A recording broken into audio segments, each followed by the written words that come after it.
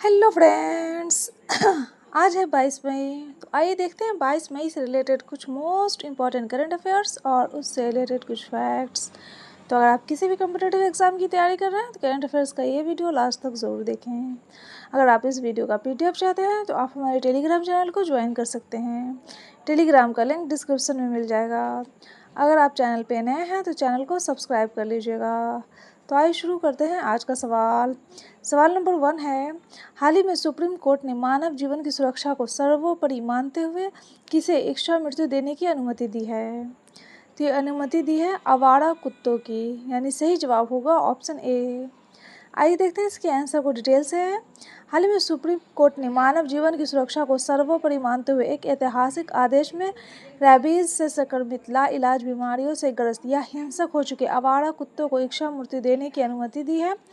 और supreme court ने यह स्पष्ट किया है कि जब इंसानों की सुरक्षा और जानवरों की कल्याण के बीच संतुलन बनाने की बात आएगी तो हमेशा मानव जीवन के संरक्षण को ही प्राथमिकता दी जाएगी। आइए देखते हैं अगला नंबर सवाल।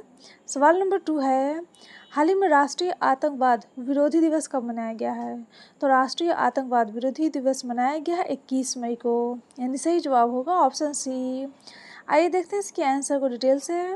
हाल ही में राष्ट्रीय आतंकवाद विरोधी दिवस 21 मई को भारत के पूर्व प्रधानमंत्री राजीव गांधी की पुण्यतिथि की याद में मनाया जाता है। और इस दिवस को मनाने का उद्देश्य है युवाओं और आम जनता को आतंकवाद के खतरों के प्रति जागरूक करना और देश में शांति बनाए रखना। आइए देखते हैं अगला नंबर सवाल।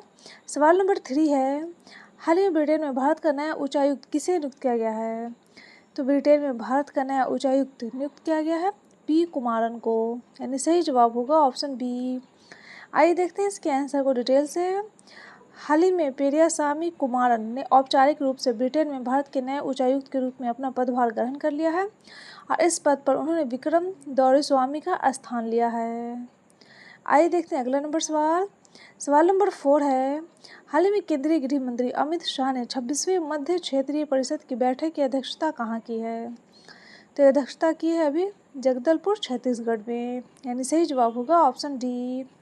आइए देखते हैं इसके आंसर को डिटेल से। हाल ही मध्य क्षेत्रीय परिषद की बैठक का मुख्य उद्देश्य राज्यों के बीच आर्थिक और सामाजिक विकास, सीमा विवाद, सुरक्षा मामलों और अंतर राज्य परिवहन जैसे मामलों पर आम सहमति बनाना है। और इस मध्य क्षेत्रीय परिषद में 4 राज्य शामिल हैं, छत्तीसगढ़, मध्य प्रदेश, उत्तर प्रदेश और झारखंड। आइए देखते हैं अगला नंबर सवाल। सवाल नंबर 5 है, हाल ही में भारत के ब्रिक्स अध्यक्षता में ब्रिक्स वरिष्ठ अधिकारियों और न्याय मंत्रियों की बैठक की मेजबानी किस शहर ने की है? तो ये की है अभी गुजरात ने, यानी सही जवाब होगा ऑप्शन ए। आइए देखते हैं इसके आंसर को डिटेल से। नोडल मंत्रालय ने यह बैठक विधि एवं न्याय मंत्रालय के अधीन विधि मामलों के विभाग द्वारा आयोजित की है और इस दिवस की थीम है मध्यस्थता और मध्यस्थता में क्षमता निर्माण के माध्यम से वैकल्पिक विवाद समाधान को मजबूत करना। आइए देखते हैं अगला नंबर सवाल। सवाल नंबर 6 है, हाल ही में अंतर्राष्ट्रीय चाय दिवस कब मनाया गया है? तो अंतर्राष्ट्रीय चाय दिवस मनाया गया है 21 मई को, यानी सही जवाब होगा ऑप्शन सी।